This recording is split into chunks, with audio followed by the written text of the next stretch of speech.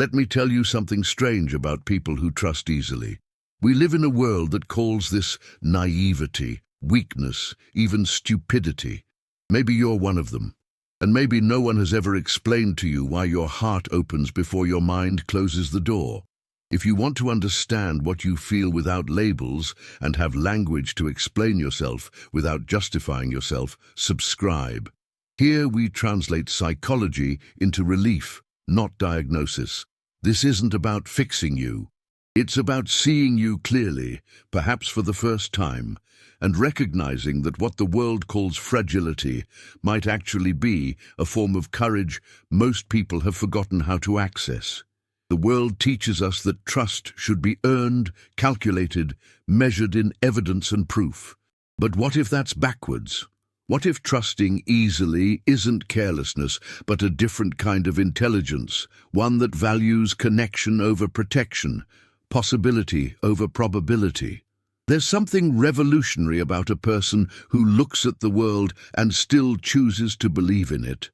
Not because they're blind to betrayal, but because they've decided that the risk of being hurt is smaller than the cost of living closed.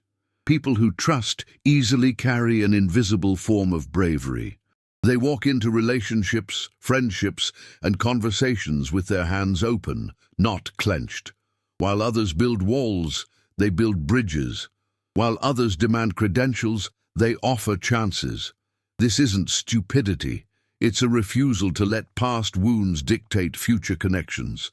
It's the emotional equivalent of replanting a garden after a storm, knowing full well another storm might come. And still, they plant. We live in a culture that prizes the opposite, where skepticism is called wisdom and openness is treated like a design flaw. Social media rewards the guarded, the sarcastic, the emotionally unavailable. Vulnerability became a liability. Trust became something you grant in installments, carefully, after extensive review.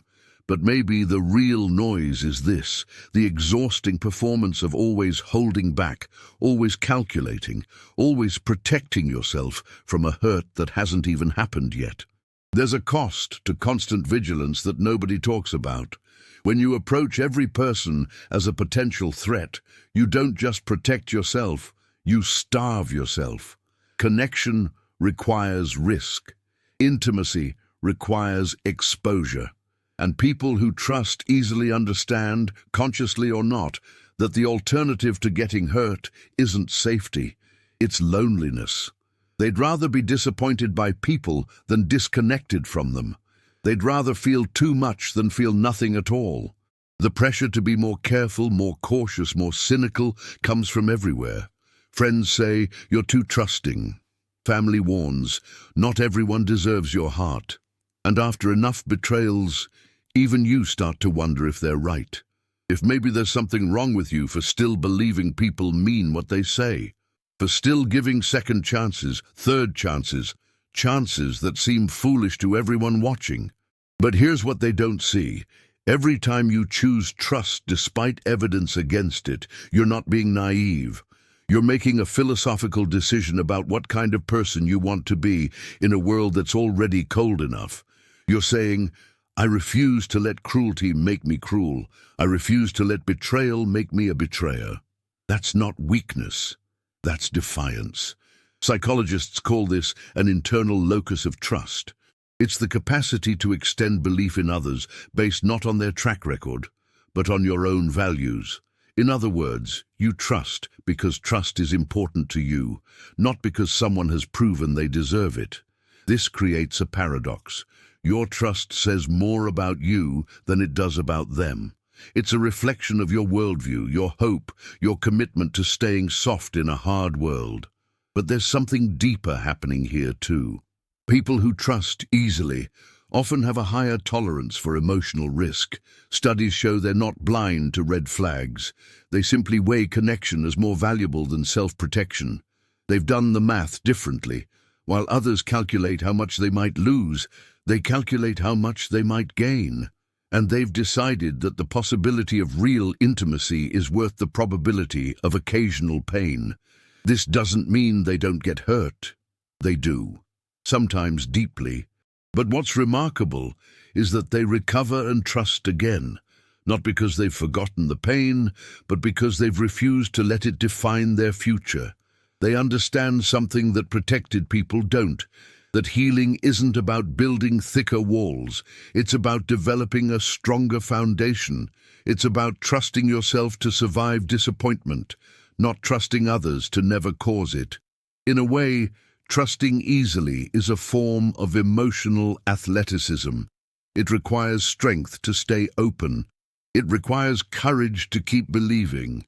And it requires profound self-trust, the knowledge that even if someone breaks your heart, you won't break. You'll bend, you'll hurt, you'll question, but you won't become the kind of person who stopped believing in people altogether. But let's be honest, not all of this comes from peace. Sometimes trusting easily is armor disguised as openness. Sometimes it's a way to avoid the harder work of discernment, of setting boundaries, of saying no. Sometimes we trust quickly because we're afraid that if we don't, we'll be alone, or because we'd rather be hurt by someone else than face the parts of ourselves that feel unworthy of careful love. There are moments when trust isn't generosity. It's self-abandonment, when you override your instincts because you want so badly to believe the best in someone that you ignore what they're showing you. When you hand your heart to people who haven't asked for it, then feel betrayed when they don't handle it with care. This is the shadow side of easy trust, the way it can become a compulsion rather than a choice, a pattern rather than a principle. And sometimes the disappointment isn't even about the other person. It's about the gap between who you hoped they'd be and who they actually are. You trusted them to meet needs they never agreed to meet. You projected depth onto surface-level connections. You loved potential instead of reality, and when reality revealed itself, you called it betrayal. But maybe it was just honesty arriving late. This is the painful part nobody mentions. That people who trust easily often carry a loneliness that's hard to name, because even when surrounded by people, there's an ache in always being the one who cares more, tries harder, forgives faster. In always being the bridge that others walk across without ever asking if the bridge itself needs support. But even this, even the loneliness, is a form of care. For yourself, for the world, for the possibility that someone, someday, will meet you at your level. Trusting easily isn't recklessness, it's a different kind of clarity. It's knowing that disappointment is survivable, but regret is permanent. It's choosing the pain of being let down over the pain of never trying. While others protect their hearts like fortresses, you protect your capacity to feel. And there's something quietly radical about that, about refusing to let the world make you smaller, colder, harder. Not asking for proof before you believe isn't naivety, it's hope in action. It's the understanding that if you wait for someone to earn your trust completely, you'll wait forever. Because trust isn't built in safety, it's built in risk. Every meaningful connection in your life began with someone taking a chance on someone else. And more often than not, you were the one who took it first. You were the one who said, "I'll go first, I'll be vulnerable first, I'll believe first." Staying open after being hurt isn't foolishness, it's spiritual resilience. It's the emotional equivalent of getting back up, not because you've forgotten how hard you fell, but because you've remembered why you were running in the first place. The world will call this weakness. Let them. You know the difference between breaking and bending. You know the difference between being destroyed and being disappointed. And you've chosen, again and again, to stay capable of both. This is what people who protect themselves will never understand, that your openness isn't accidental. It's intentional. It's chosen. And choosing to remain soft in a world that rewards hardness is perhaps the most subversive thing you can do. It's a refusal to participate in the collective closing. It's a quiet rebellion against the idea that safety requires isolation. You've decided that connection matters more than protection, and that decision, however painful, is yours. A person like this once spent years trying to be more careful, learning to interrogate people's intentions, to look for inconsistencies, to trust slowly and withdraw quickly. It felt like growth. It felt like finally learning the lessons everyone said they needed to learn. But something strange happened. The more guarded they became, the lonelier they felt. Not because they were alone, but because even in company, they were separate. Every conversation filtered through suspicion. Every gesture analyzed for hidden meaning. When they finally stopped fighting their nature and accepted their own rhythm, something shifted. Not that they stopped getting hurt. They did, still do. But the hurt felt different. Less like evidence of their brokenness and more like the price of living honestly. They realized that trust wasn't something to ration. It was something to give freely, then adjust based on how it's received. Not trust as a contract, but trust as an offering. Here's my openness. Show me what you do with it. Research shows that people with secure attachment and high baseline trust actually experience deeper relationships and recover from betrayal faster than their guarded counterparts. But the most beautiful part isn't the data. It's the moment when someone realizes they don't need to change who they are. They just need to trust themselves as much as they trust others. To know that their willingness to believe doesn't make them weak. It makes them whole. This isn't performance. This is return. A coming back to who you were before the world taught you that openness was dangerous. Before you learned to calculate connection. Before you started treating your heart like something that needed permission to feel. People who trust easily haven't failed at protection. They've succeeded at staying human. It's not about being naive. It's about choosing when to be cautious. You can say, I trust people until they show me I shouldn't, and even then, I trust my ability to handle it. You can say, I'd rather regret trusting the wrong person than regret never trusting the right one. This is self-knowledge, not self-destruction. This is understanding that your openness is a feature, not a flaw. That the problem was never your trust. It was the people who mistook it for weakness. There's a difference between trusting everyone and trusting easily. Trusting everyone means ignoring evidence. Trusting easily means leading with possibility. It means your default setting is belief, not suspicion. And when someone proves themselves unworthy, you adjust, not by becoming someone else, but by directing your trust elsewhere. You don't close, you redirect. The door stays open, you just become more selective about who you invite through it. You can also give yourself permission to trust at different speeds with different people, to be open in some areas and boundaried in others, to offer your presence without offering your secrets, to be warm without being unlimited. Trusting easily doesn't mean trusting blindly. It means starting from yes instead of starting from no.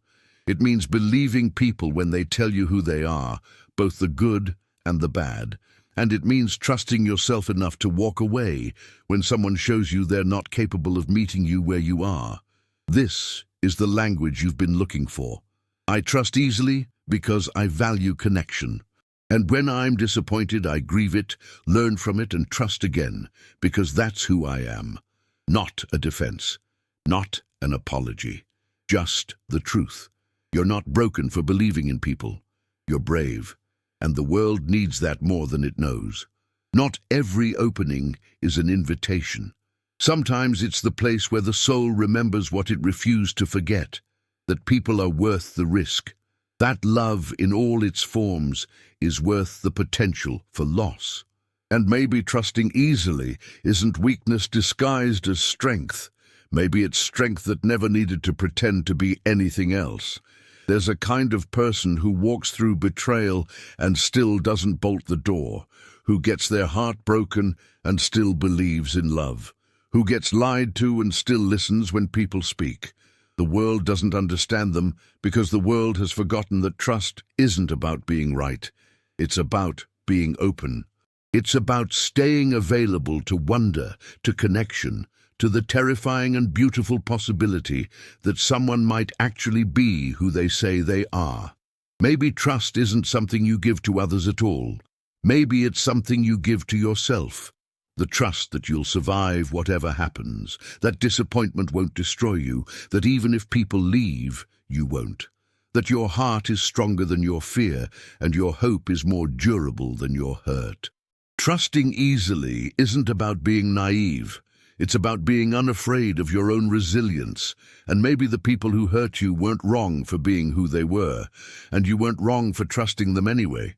Maybe it's simpler than that. Some people show up and some don't. Some stay and some leave. And your job isn't to predict it. Your job is to keep showing up as yourself, open, trusting, still willing to believe, because that's not the problem. That was never the problem.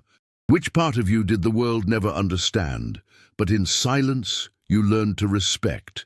The part that still believes, the part that still tries, the part that refuses to let disappointment become philosophy. Maybe that's not the part that needs to change. Maybe that's the part worth protecting. If this video gave you words to understand what you've always felt, subscribe. Here we talk about what the world never knew how to name, but you always felt. This isn't about fixing your trust. It's about honoring it, about recognizing that in a world that's closing, staying open isn't weakness. It's the last form of rebellion that matters. So trust easily if that's who you are. Not because people deserve it, but because you do. You deserve to live in a world where belief is still possible, where connection is still worth the risk, where your heart doesn't have to audition for permission to care. That world doesn't exist out there. It exists in you. And every time you trust despite the evidence, you're building it, one open hand at a time.